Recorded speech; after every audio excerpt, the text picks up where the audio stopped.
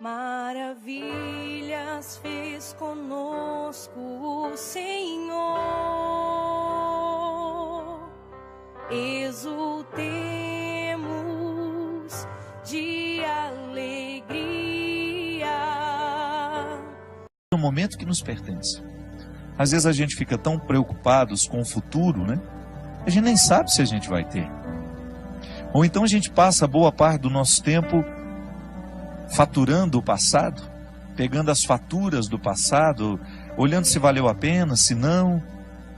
E nos falta muitas vezes a sensibilidade de observar a vida que está ao nosso redor neste momento. Dudu Falcão e Lenine, que são os autores dessa música, paciência, uma palavra forte para os dias de hoje. Tudo hoje nos convida a ir com muita pressa. O mundo hoje é apressado. E se a gente não cuida, a gente entra nesse ritmo acelerado que nos impede muitas vezes de perceber a própria vida. Semana passada estava viajando com a minha mãe, levando-a para Uberlândia. E num determinado momento eu tinha dormido, que eu estava com muito sono. Eu acordei e sentei ao lado dela. Eu falei: senhora não quis dormir um pouquinho não? E ela me disse assim: eu não. Essa paisagem está tão bonita, se a gente perde, a gente não vê. Achei a resposta da minha mãe muito sábia. É verdade. Muitas vezes nós não apreciamos a viagem, ou porque estamos ocupados com tantas coisas, porque até queremos dormir um pouco, não é nenhum problema. Mas ela, diante da beleza da paisagem que ela tinha do lado de fora do ônibus, ela preferiu apreciar aquilo que estava sendo a viagem. E é interessante porque às vezes, quando nós pegamos a estrada, a nossa ansiedade é chegar. Por isso que às vezes a gente acelera tanto, a gente anda até acima da velocidade permitida, colocando em risco a nossa vida, em risco a vida do outro. Porque nos falta a percepção de que na viagem o importante é o ir. A graça não está no destino final, mas está em cada passo, em cada etapa desse deslocamento que nos leva até aquele lugar. Para isso a gente precisa ter paciência. Talvez seja a virtude mais necessária para os dias de hoje, a gente ter paciência. Paciência com o processo da vida, paciência com os outros que estão ao nosso redor. Porque só na paciência é que a gente descobre que a vida é rara. Que a vida é rara, que ela precisa ser apreciada, ser saboreada, que essa vida merece ser vivida em cada momento, em cada etapa, com muita intensidade. E às vezes nós vamos ficando cansados, né? Nós vamos perdendo a capacidade de ter essa paciência. Pode observar, quando nós estamos estressados demais, a primeira coisa que a gente perde é a paciência. A gente tem dificuldade de lidar com o tempo, a gente tem dificuldade de lidar com as esperas, com as demoras, a gente quer tudo para ontem. A gente coloca a nossa alma num ritmo tão acelerado e que é tão contrário a ela. Minha gente, nós precisamos prestar muita atenção no ritmo que nós estamos dando à nossa alma. Muitas vezes nós estamos fazendo a nossa alma viver num ritmo que sufoca, que mata aos poucos. E quem é que impõe esse ritmo à alma? O corpo. Porque nós não podemos separar as duas realidades. A antropologia cristã nos ensina que corpo e alma precisam ser conjugados juntos. Mas você não pode esquecer que elas têm necessidades diferentes. São duas realidades que necessitam de coisas diferentes. O corpo precisa de atividade física, precisa de alimento, precisa de descanso, precisa de conhecimento. Não é assim que funciona? Se você cuida bem da saúde do seu corpo, você vai observar a necessidade de vez em quando fazer um check-up, fazer um exame de sangue, examinar tudo aquilo que é o funcionamento do seu corpo, porque você quer viver, você quer ter saúde. Então, para ter saúde, é preciso administrar as necessidades do corpo. É preciso compreender o mecanismo do corpo, como é que ele funciona, quais são as necessidades que ele tem. corpo precisa ser hidratado, então por isso a gente não pode esquecer de beber água. O corpo precisa de higiene, por isso que nós não podemos deixar de tomar banho, cortar o cabelo, cortar as unhas. O corpo precisa de ter dinâmica, ele precisa estar disposto. Para isso que a gente coloca uma disciplina de atividade física, para que esse corpo não fique envelhecido mais do que a idade que você tem. Isso também acontece, às vezes a gente está com 50 anos, mas por causa da vida errada que a gente deu ao corpo, que a gente impôs ao corpo, talvez a gente já esteja com 70 anos na carne, mas não na realidade. Então o corpo tem necessidades que, se a gente não observa, ele entra num processo de falência logo. Aí aquela vida bonita que você poderia desfrutar, você não desfruta porque você foi negligente com as necessidades do seu corpo. Aí você vai para as necessidades da alma. Oh meu Deus, como são diferentes as necessidades da alma. A alma precisa de oração, a alma precisa de silêncio. Claro, é o corpo que faz esse silêncio para que depois a alma possa sentir.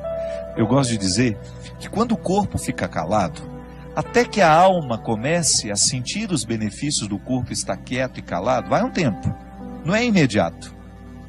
A alma fica rebuliça dentro do corpo porque a gente está sempre apressado. Nós estamos dando ao corpo um ritmo alucinante constantemente. Então a alma tem dificuldade de descansar. E a oração, a verdadeira oração, é aquela que, calado o corpo, a alma também começa a se calar. E aí ela começa a ficar propensa a Deus. Ela começa a ter a possibilidade de ter um encontro com Deus. Por quê? Ao disciplinar o corpo numa quietude e num silêncio, a alma começa a entrar neste contexto de silêncio, de quietude, que é onde a gente vai ter a oportunidade de ouvir Deus falar com a gente. A alma precisa de música. Quantas vezes você chegou cansado em casa, tomou um banho, deitou na sua cama, colocou uma música que te relaxava e você sentiu que a sua alma agradeceu aquele carinho que você fez a ela? Isso é oração também. Ainda bem que nós temos aqui, as músicas que nos fazem rezar. Ou gosto de dizer, as músicas que rezam por nós. A gente grava tantos CDs todo ano. Aqui na Canção Nova você tem uma infinidade. Nós temos aqui o novo trabalho, o meu, Deus no Esconderijo do Verso. Todas essas músicas compostas, pensadas, elaboradas, gravadas, para que a alma viva o deleite que a arte pode trazer. São canções naturalmente religiosas que vão fazendo com que a nossa alma desfrute dessa tranquilidade. A arte ensina a nossa alma a ser paciente. A oração ensina a nossa alma a ser paciente. Aqui na Canção Nova nós temos tantos produtos para isso. Uma palestra, um livro. Você tem aqui o livro Discípulo da Madrugada. Você começa a ler um livro que foi preparado para isso. Nós não só queremos vender o trabalho que a gente faz. Não. O primeiro motivo aqui, por acaso esse trabalho aqui pode ajudar. Ajuda aqui a Canção Nova, ajuda as minhas obras, ajuda a tantas pessoas. Mas o primeiro objetivo que a gente tem quando escreve um livro, quando compõe uma música, quando a gente grava um CD, é proporcionar àqueles que nos acompanham, que acreditam no nosso trabalho, proporcionar um aprendizado da paciência nessa alma. Então a gente tem uma leitura que nos tranquiliza, que nos ensina valores, que mexe na nossa cabeça, que mexe no nosso jeito de pensar. Aí você vai percebendo este movimento natural de Deus, trazendo essa paciência que é tão fundamental para que a gente tenha equilíbrio para enfrentar as pressas da vida. Porque eu vou te contar uma coisa, hoje é impressionante como nós encontramos pessoas que estão destruindo as suas vidas porque não aprenderam a paciência. A pressa nos mata. Você que está me ouvindo, eu tenho certeza que você sofre na sua carne as consequências da sua ansiedade. A ansiedade te adoece. A falta de paciência prejudica o seu relacionamento com os outros. Nós estamos agitados demais, nós estamos vivendo para fora demais, nós temos compromisso demais, quietude de menos. Você sabe que eu, na minha vida, como eu sou uma pessoa que tenho uma vida muito pública, eu estou o tempo todo encontrando muita gente, eu trabalho muito, eu tenho muitos eventos, eu viajo toda hora, eu encontro muita gente. Eu assumi uma regra para mim. Quando eu chego na minha casa, ali é o meu claustro. Às vezes eu não aceito convite nem para atravessar a rua para almoçar na casa da minha vizinha. Porque eu sei que a minha alma precisa dessa quietude. Eu preciso do meu silêncio. E eu só saio quando eu realmente tenho de sair. Porque eu descobri que para eu dar conta de viver essa vida muito pública, eu preciso ter bastidores. Eu preciso ter o meu espaço de vida consagrada ao silêncio, à quietude, à oração. Porque nessa correria nem sempre eu consigo. Mas você já imaginou se eu chegasse na minha casa e impusesse a mim uma rotina de vida social que me retirasse para jantar, para isso, para aquilo, para uma festa? Não aguentaria a vida que eu tenho.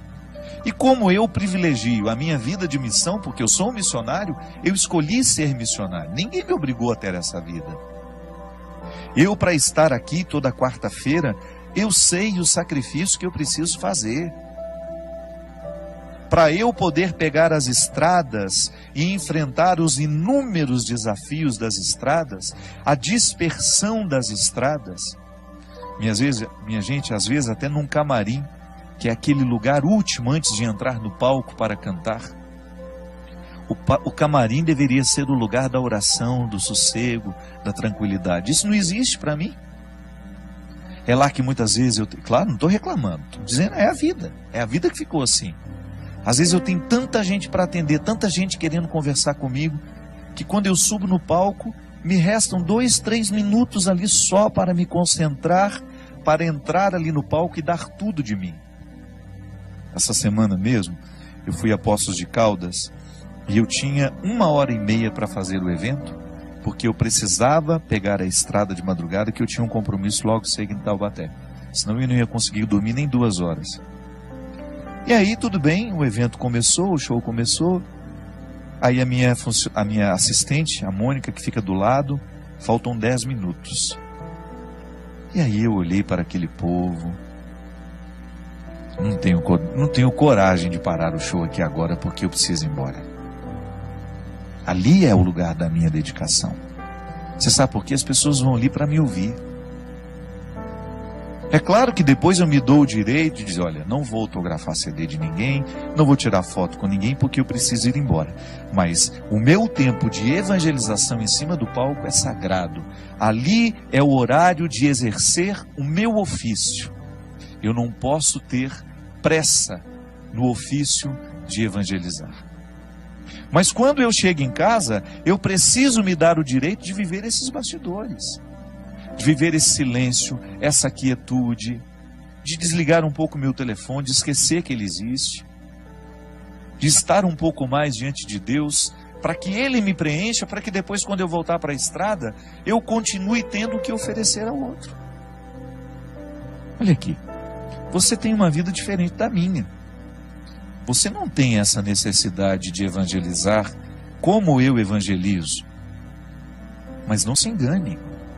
Você também tem a mesma necessidade que eu tenho de ter bastidores. Sua vida te exige. Você tem uma vida social que te joga para fora o tempo todo. Você trabalha muito, você encontra muita gente. E qual é o espaço que você cria para criar dentro do seu coração esse espaço de paciência que só Deus pode nos dar?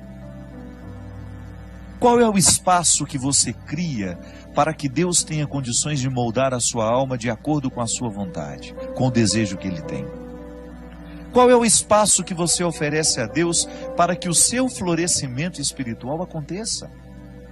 Para que você não se desgaste demais nessa vida que não para, nessa vida que é tão rara, e que muitas vezes você não percebe por causa do modo de vida que você escolheu viver?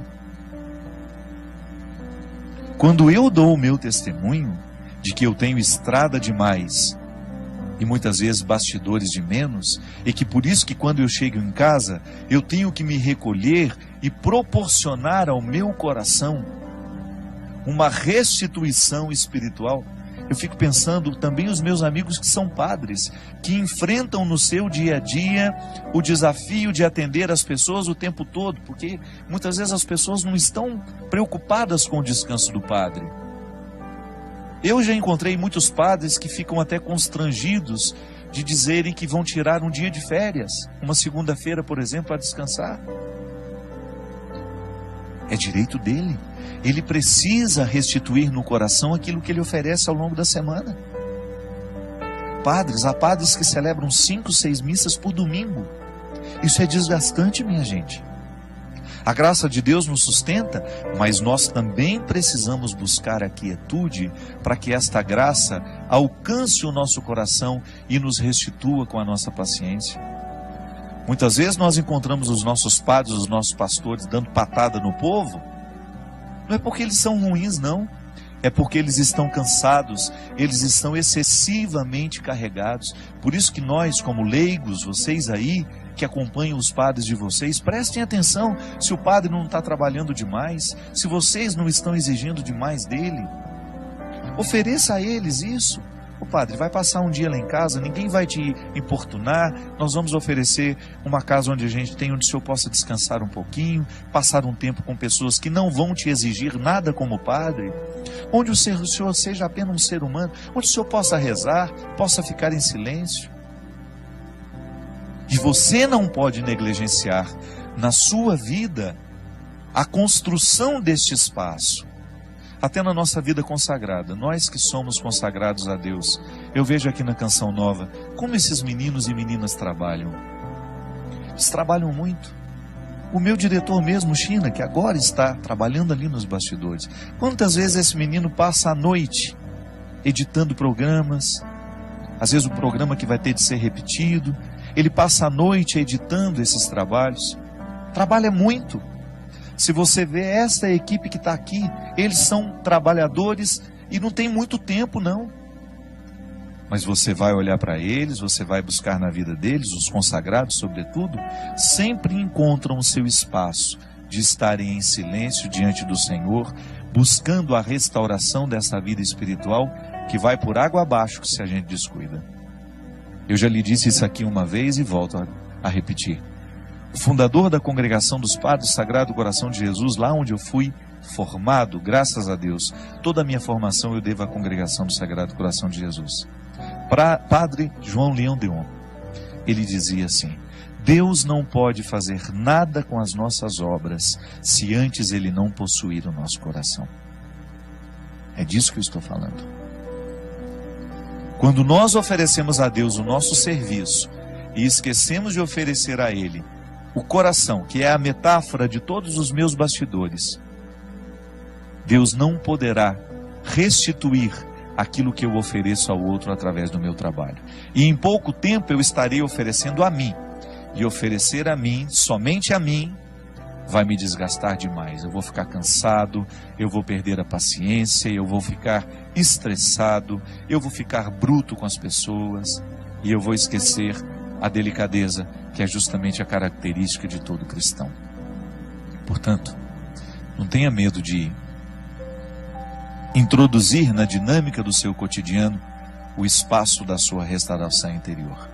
Pode ser 5, 10 minutos.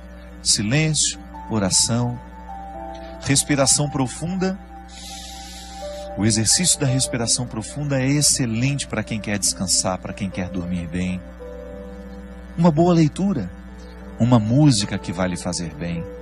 Não vá para a cama sem lhe oferecer este oásis que vai lhe dar condições de trabalhar essa paciência dentro do seu coração. Maravilhas fez conosco o Senhor, exultei